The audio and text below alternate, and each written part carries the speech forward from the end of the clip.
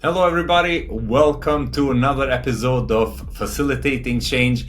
I am your host, Mentor Dida, and friends, today we got a different type of format. Today, we're going to be answering some of your questions. We're going to be answering them right here with me, and I'm so excited to actually see these questions. I've organized them, but I haven't thought about them. So what you're getting is the raw insights as I'm unpacking these questions together with you all. So let me know what you think. Let me know if there's anything more I could have said, or if you have any more thoughts or ideas or questions. And then we can, learn and grow together.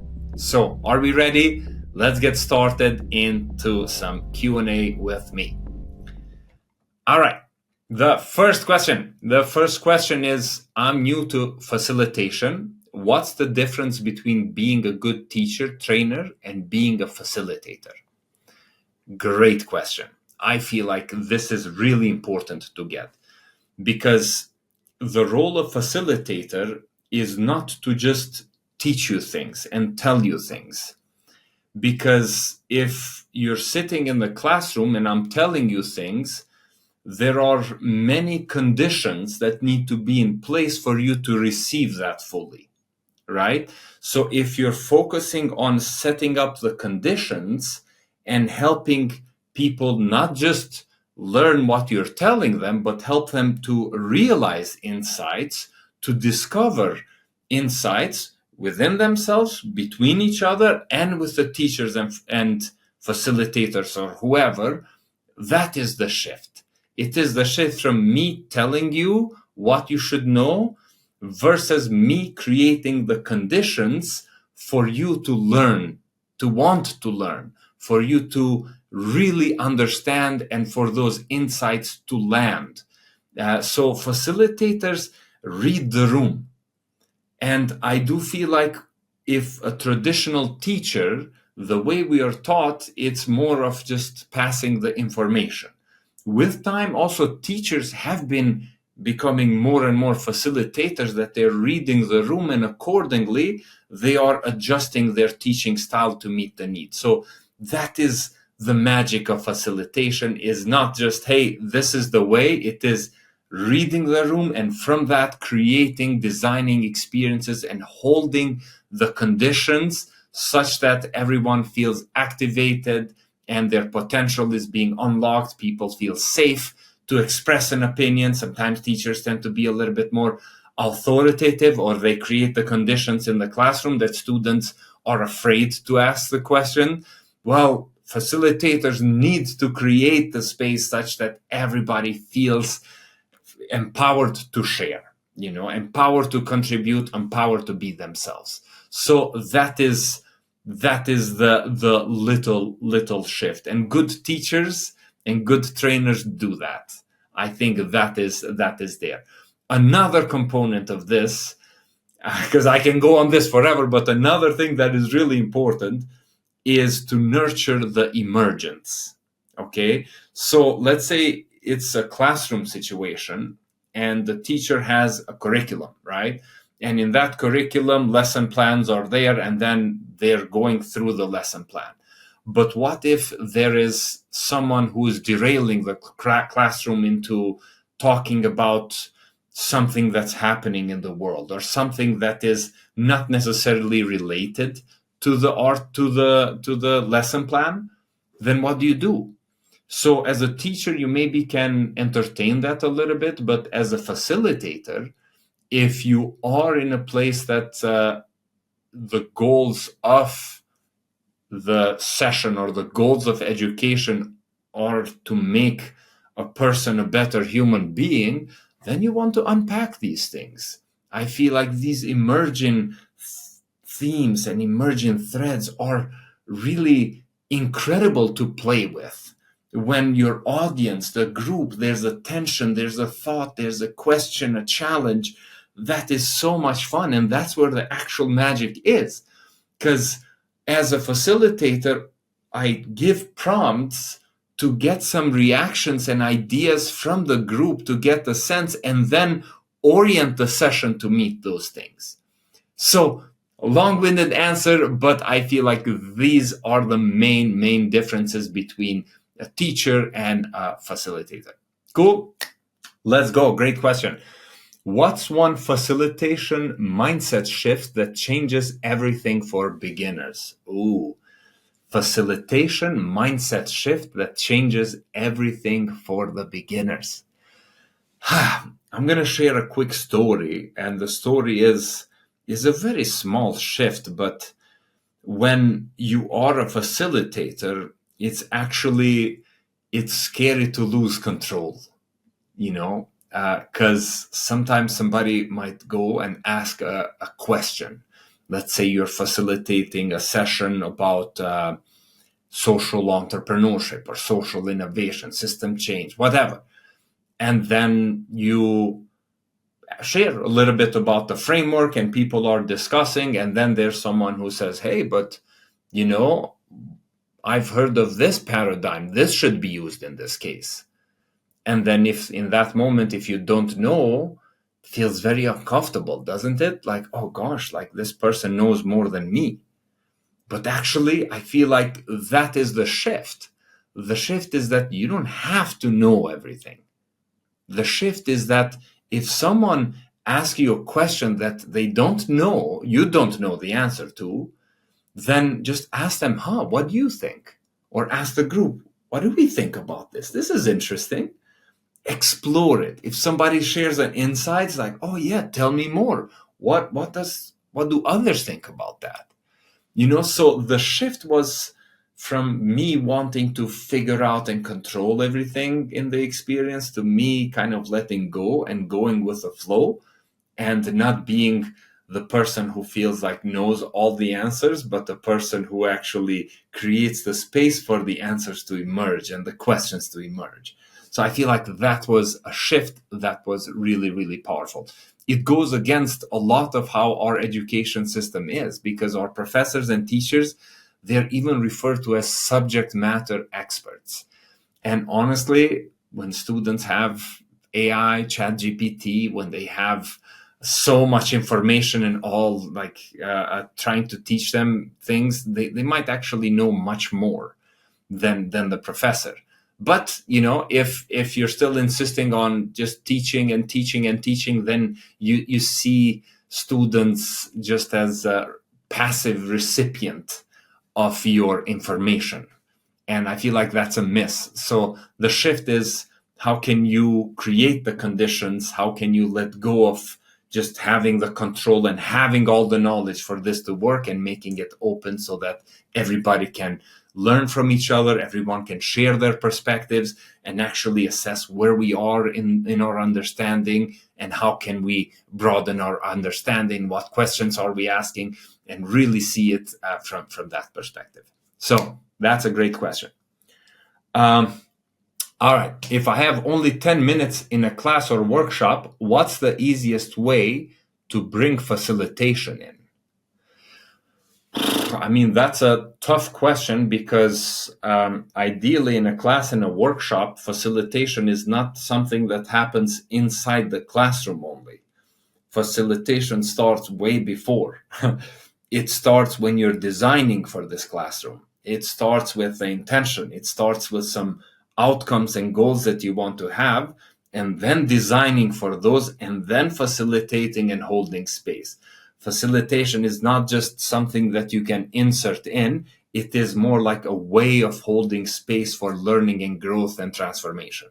That is the difference. So I think that would be my answer, is try to maybe use 10 minutes outside of the class and the workshop to actually reflect on how could have this session been facilitated better so that actual transformation can happen. Cool. All right. Next question. How do I design learning experiences that are less about me talking and more about participants engaging? Oh, that's great, huh? How do I design learning experiences that are less about me talking and more about participants engaging? I mean, this is what we talked thus far, but this is really important, because everyone has their own meaning making. Everyone has their own cultures that they have consumed, cultures that they grew up with, different family cultures, different religions, different ideologies, different philosophies. Everyone has their own. And you as a teacher, you as a professor, you have your own too, right? So it's important to make this shift, because if you make the shift into creating the space where others are actually discussing and they're engaging, the participants are engaging more with each other, then I feel like that's a huge win. So how do you do that? How do you create the space where more participation happens? I mean, one thing is to ask really good questions and give people some time in pairs or in groups of 3 to explore that question and bring back the reflections to you, and then to the class, and then you can see like, oh, what do you think? Oh, what do you think? And then open it up for others to discuss.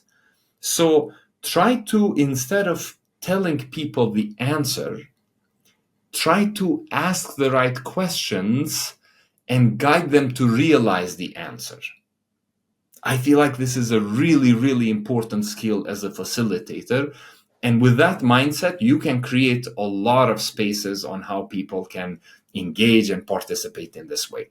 Another quick trick is that if they're all sitting down, when you do these engaging sessions, you can have people stand up, go walk around, mingle, and then in groups of 3, random, they can choose, and then they can explore a skillful question together.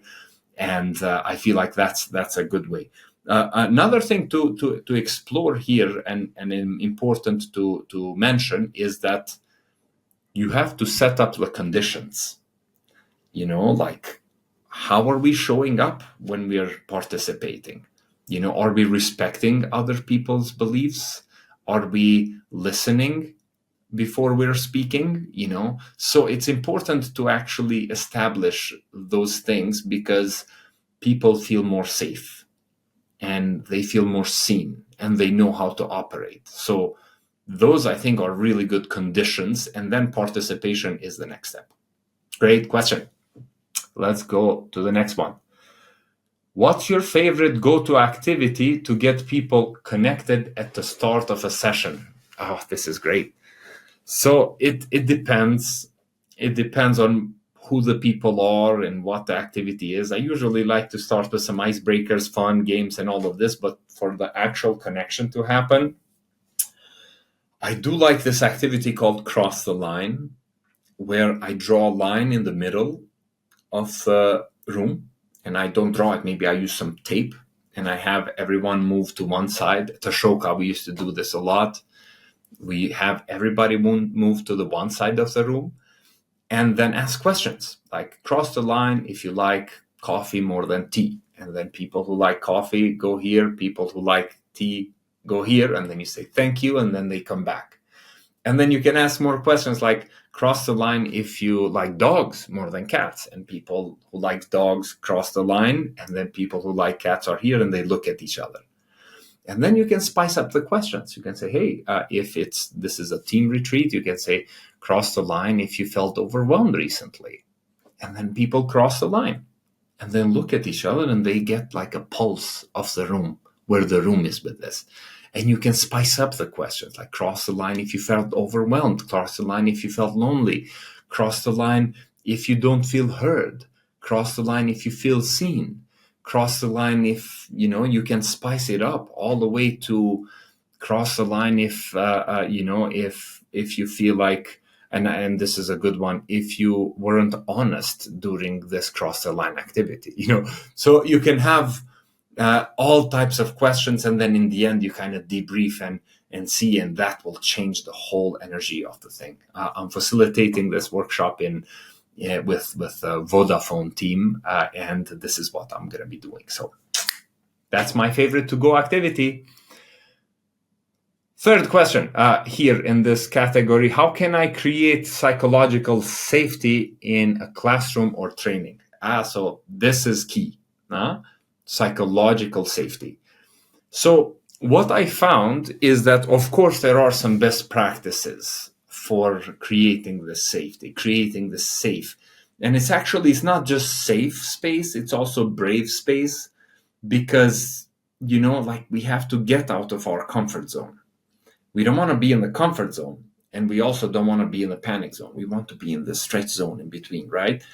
And if we're safe all the time, we stay in the comfort zone, and we don't actually, do that well. So we have to be also brave and step a little bit out of our safety net, not too much that is panic, just a little bit, just to kind of feel uncomfortable, but, handle it, being able to be comfortable being uncomfortable, just a little bit, right? So I think establishing that concept on why is it important, it's the first thing I do.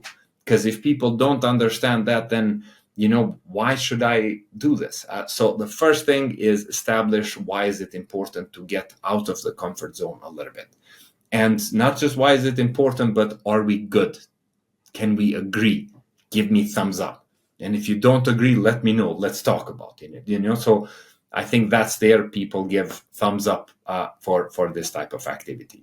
And then the second thing after you do something like this is that, hey, instead of me coming up with a list of like, hey, and you can do this as well. I'm not judging anybody who does this, but you can bring up a list of 7 principles. Say like, hey, listen before you talk, take space, leave some space, so some people tend to talk forever. So, hey, make sure everybody's talking.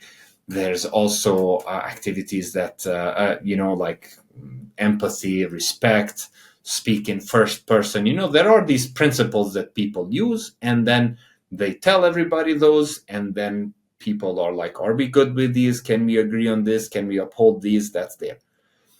Another way to do this is to ask the group to divide into smaller groups and create like a community agreement or how we want to show up. My friend and colleague Mohsin used to do this with his storytelling workshops, and it was really nice because you get to see that different people need different conditions and different agreements for them to show up fully. And then once they express and talk about those things, what's important, then they start really to embody this idea of creating a safe space where everybody feels heard, seeing some principles, and then we go and share about those. So I think that is a great way to do these things. If there's any other ideas or thoughts, please let me know. Cool. Next question. What do I do when my group is silent and no one speaks up? Oh, all of us have had that, right?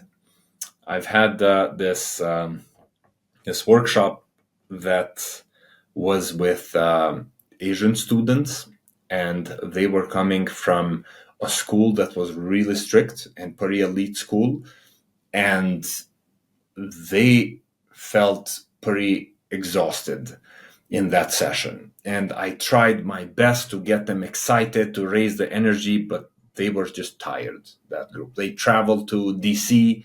They were, not feeling at their best. And I'm like, all right, so here am I trying to facilitate when they're feeling tired. And then, I kind of initially resisted that idea, but you know what? You cannot control everything. And sometimes you got to just make peace with it and then just start asking questions, and I like to, sometimes when people don't talk, you can call them in. If it's all silent, you say, hey, what do you think? And then, they share, what do you think what he said? Does that make sense? What she said, does it make sense? And then you kind of start the spark. I call this the sparking process. Because then once they start sharing, I think it's really cool. And then you get the spark going. But ideally, you want to acknowledge how they're feeling, So before I started picking them up, I said, hey, how are we feeling right now? Are we tired? I'm sensing the energy there. Are you with me? Yes, no? Can you give me a thumbs up? Come on, everybody. And then they're like, how's your energy? And then, some people are here and some people are here. And then if they're here, they're like, okay, thank you for sharing, like you're welcome in this space, however you are. And, like, how do we make the most out of this energy that is here? So that is, naming it. It's helpful. And then if they're still struggling, you can also point at people and try to draw them in and ask them questions. And if that also doesn't work, maybe try to get them moving, to do an activity, to play a game, to really spark something that is gets them out of that state, of being quiet. Play a game. I think games are really fun to get people to do this. Do something competitive, get them a little bit out of their comfort somehow. I think that brings some sort of aliveness. So I think that would be really a way to approach this when everybody's silent and nobody's speaking. Cool. Also assess yourself. See if you're asking the right questions. How are you holding your energy? Have you been talking too much? Just assess that as well, because sometimes people are just tired, and that's okay. How do you handle dominant voices without shutting them down? Ooh, this is such a good question. We all have those people that like to speak a little bit more. I do this, and I found this works really well, is at the end of the activity, I invite people to assess how they showed up in that activity. Were they the person who spoke a lot and gave a lot of ideas? Were they the person who were listening and really not giving too many ideas? Or were you the person who was maybe on your phone or laptop, just kind of disengaged? And I asked them to reflect on that. And then I invite them, and sometimes I even have divided them. Hey, if you've given off the ideas, if you felt like you spoke a lot during the session, move to the side. People who didn't speak much, but they were listening, move here. And people who were kind of, didn't feel heard or didn't feel like they had the space to talk, move here. And then you get to see, and it's like, hey, can we also try to, that you're talking too much, can you ask questions and make sure that others are coming in? And people that are just listening, maybe try to take charge a little bit. And people that are disengaged, come on, what's missing here? What will make you show up more fully, and let's figure that out with these groups. So I try to do that, and that in general, it does help. Also, I do use the term or the saying that, hey, let's hear from someone who hasn't shared yet. I feel like that is a great way to address. Also, you can play that even a little bit more, where if you ask that question and then people are quiet, stay quiet. Some people are introverted, need more time to think, more time to reflect, and then after some time you see, like, yeah, we're going to give you 30 seconds to think about this, and then raise your hand when you're ready to speak. So it's good to give some time for people, and those that are talking too much, just make them aware that they're doing this, but also make space for others to step up in this way.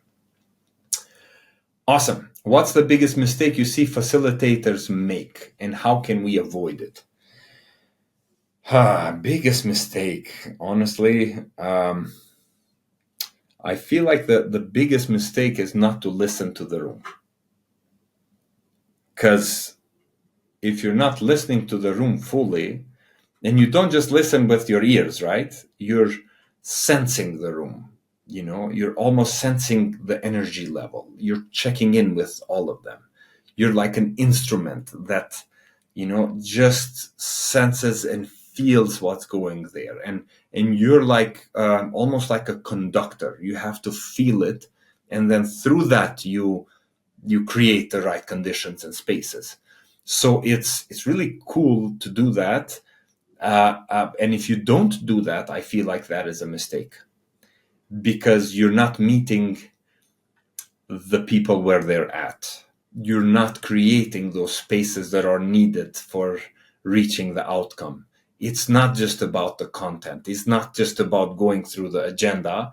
It's about also maintaining a certain energetic space, an energetic field, so that you can so that they can have the capacity to show up fully and engage and have a meaningful moment. So I feel like that is actually a mistake where people make, that they don't listen to the room. And I'm not saying that you just have to do whatever the room is feeling. You maybe just need to name it and then move on. You can say like, hey, I'm noticing that we've gone for 2 hours here, or hey, you're listening to me here for 25 minutes. I know that, and thank you for being here. I'm really grateful. And I have another 30 minutes to share things with you. So if you feel like, this is a time to pause, do it. But if you want to continue, I'm going to be sharing more and more insights. And, until this hour, this is the format. So kind of to acknowledge that what is happening has the people there seem seen. And if they don't see, if they're not seen, then there's the disconnect, and then there's resistance to the space, and then there's like jittery, and people just don't feel like they belong there, and then it becomes a bit more difficult. So listening to the room is a huge one. Another one, very quick, and all of us face this a lot, is to have too much on the agenda. Sometimes I get contracted and they're like, yeah, can you help change our team culture, have people be more accountable, have everybody respect each other, communicate on time, have everyone, be a fundraiser. Like, whoa, like we're like, I don't think we can do all of that into one session, one gathering. Let's separate those into individual sessions, because then it's more intentional and we can build a really nice flow, and not like, oh, here's an insight flow, here's an insight flow, here's an insight. Like, you want to have some sort of continuity of the experience. You want to go on a journey, and a journey usually has one destination. And yes, you can have maybe come close to another destination that you can walk to, but usually it is this one thing that you want to have. Jenny has this. She's an incredible facilitator, and she talks about the one shift that your organization wants to have, and that's what she focuses on. And then she built this whole journey on that, and it's really cool. Really cool there. So those are some of the mistakes. Have you ever had a session go sideways, and how did you recover? Oh gosh, this is embarrassing. I was facilitating a workshop for this international group with CIEE and the State Department, and I was building some slides. And for the slides, I chose some well-known figures, like 4 social entrepreneurs that I chose. And I chose them pretty quick. I think one of them was, who was it? I don't know who exactly was, but they were 4 men, and they were 4 white men.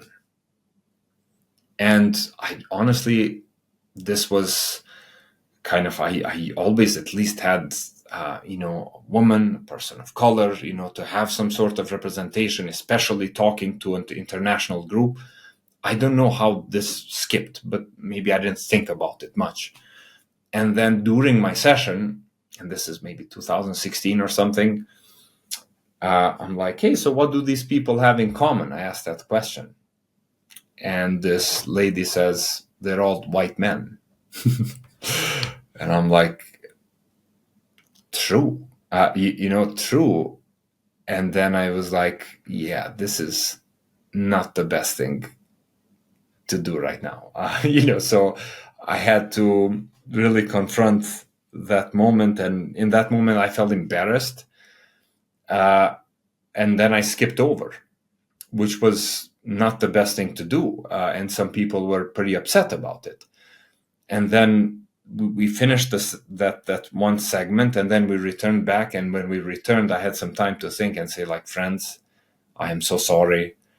I don't know why I did that, and just own it. I think that's where the session went south for me, and I learned from that a lot. And it was one of those moments that I had to acknowledge it for them to give me another chance at listening, at participating fully. Because if I didn't acknowledge it and I just skipped over which I did initially, then that would have been not the best way to go forward. So I think that was a big mistake that I made, and I got to recover by apologizing for something like that happening.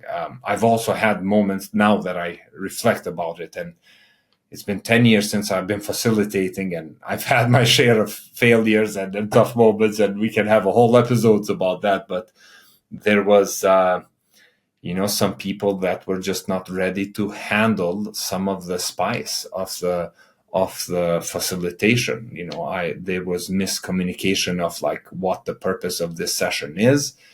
And then they came there thinking it's going to be all light and games. And here we're talking about, challenges that have made us stronger. And some people were just not ready for it. So for me, seeing them that they're like, yeah, I'm not doing this. This is too much for me. And saying that vocally in front of everyone was hard to kind of,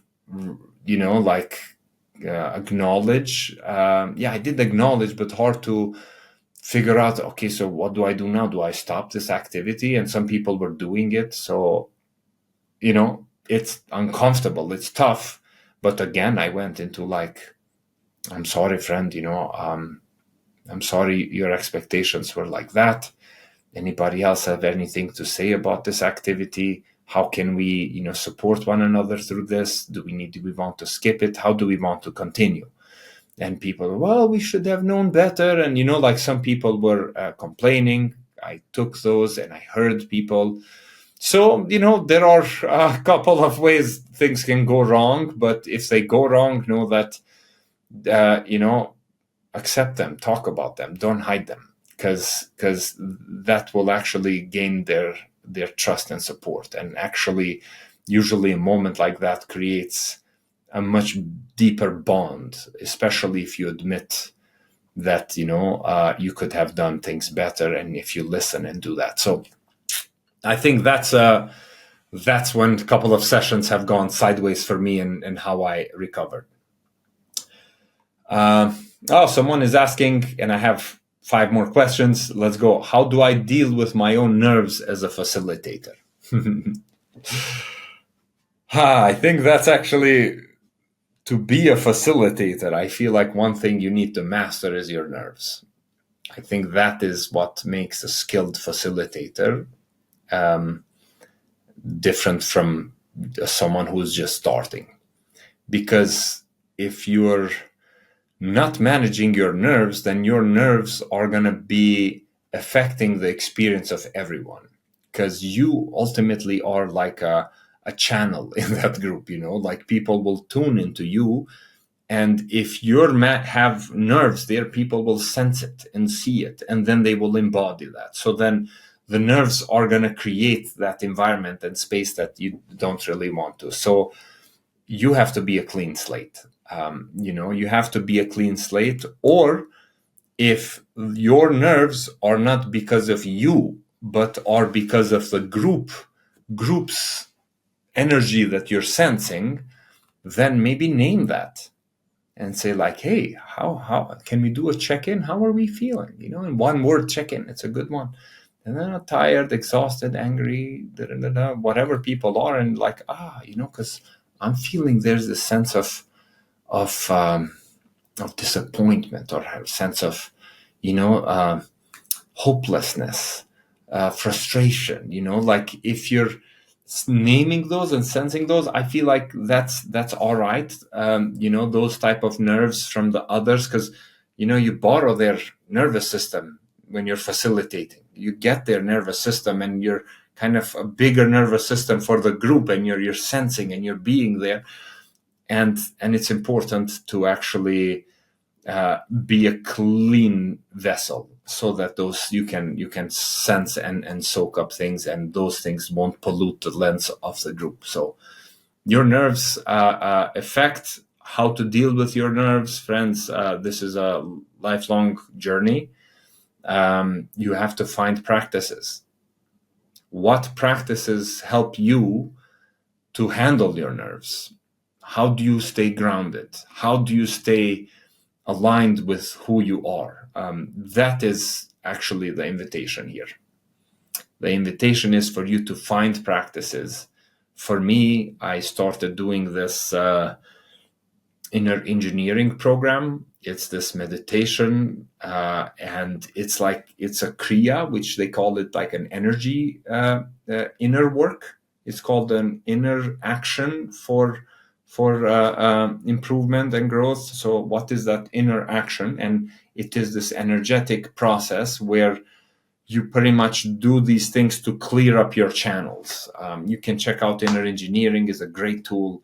I was very resistant initially, but then when I tried it, I'm like, wow, this is really nice. And I usually do some of those practices to clear this vessel so that I can show up fully. Okay, so make sure that you're a clean vessel for making something like this. All right. How is facilitation different now than it was 10 years ago? I think this is actually a really good question, because now we have some much more advanced tools. Of course, we have the online world where it's a plethora of offerings and ways we can hold space and facilitate. So I feel like that is one huge change. We have, like, you're listening to this on Zoom, but also, people, not Zoom, you're listening on Spotify, Apple, wherever, but you can also be on Zoom and going into breakout groups and really facilitating the online. You can be part of a community, so there's that online component that is much more alive today. But the one big difference I would feel like is that facilitation today feels much more of a necessary tool. More of a necessary skill. And not just for someone to be one facilitator and then everybody a participant. I think all of us today are learning to be facilitators because we're constantly working with groups of teams.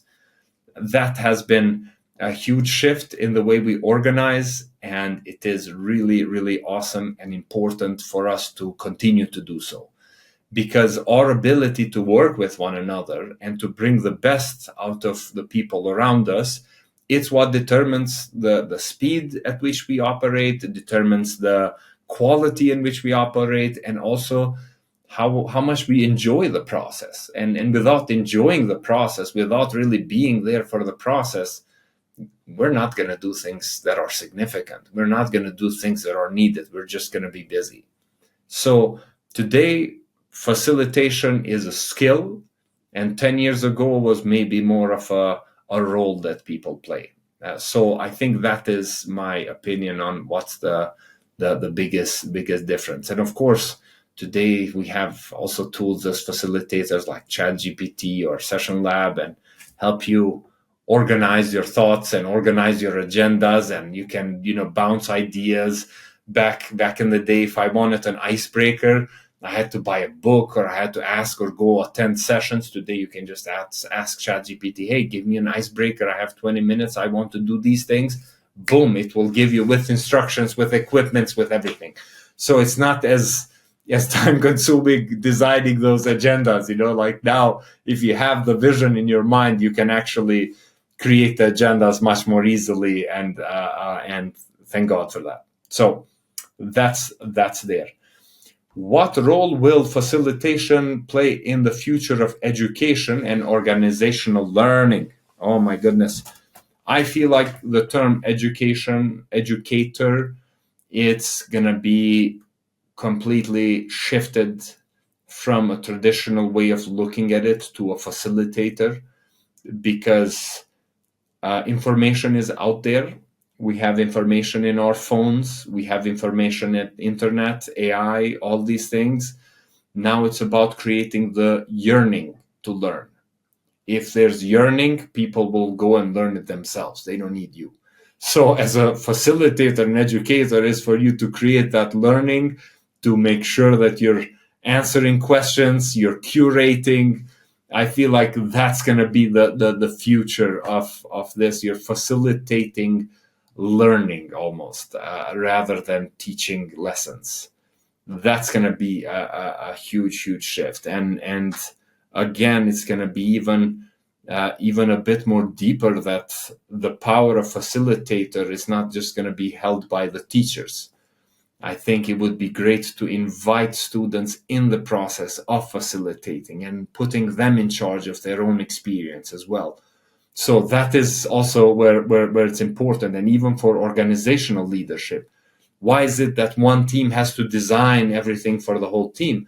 Why aren't teams empowered to design what they need, what they feel like it's empowered, and support the teams around them when they find, let's say, some people have trouble receiving feedback in their team, and they identify that, and they're like, hey, how do we figure this out? Let's open up a conversation in the team and facilitate on how do we best navigate this. Like it needs to go that way, because if not everybody's contributing in these aspects, then the change, the pace of change is going to be much more slower and less effective. So that is what I feel like the role of facilitation in the future. All right, friends, 2 more questions and I'm good.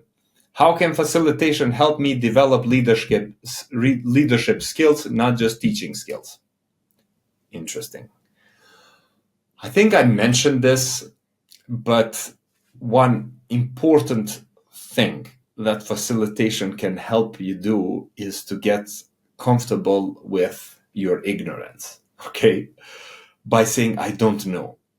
I feel like that is one of the most underrated leadership skills, because we've been seeing leaders as people that know.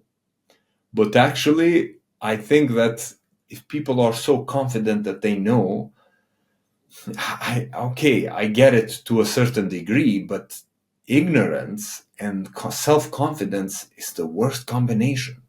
You know what I mean? Like if you have people who are 100% is this way, then I feel like they're actually BSing a bit. You know what I mean? Because the wiser you are, the more you're questioning things. Maybe it's not 100%. Maybe there's room for something different. And if you have that openness, I feel like that is this facilitation bit that needs to come. If you have the openness that I don't know, then you also have the openness of let's figure out what is actually the best. And let's remain open. That's what I feel like it's a huge help that facilitation can help you in your leadership journey. I don't know. That's a great power. If every young person learned one facilitation skill in school, what should it be? I don't think there's one facilitation skill per se. I feel like facilitation is almost like a way of being in some sort of way. I know this gets abused and used so much, but as a facilitator, if you learn to facilitate, is actually if you know how to bring the best out of the people around you. And if we have that focus, I feel like that's actually a really important skill. In basketball team, soccer team, cheerleading, whatever, if you're a little bit out of me, and you look at like, how can I support this person in a way that, feels true, authentic? I feel like that's going to make not just your leadership journey grow, but it's going to make like a huge difference in the world. Yeah, it's less selfish, this thing. Last one, where do you see the field of facilitation evolving in the next decade? My last question, and friends, I feel like this is an important one because I feel that today's society is going into these places of like loneliness. We have, the Surgeon General talked about the loneliness epidemic. And I don't feel like loneliness is the problem. I feel like we're just not creating meaningful space for people. Online is where they're finding themselves because it's much more accessible. But how do we create those neighborhood connections?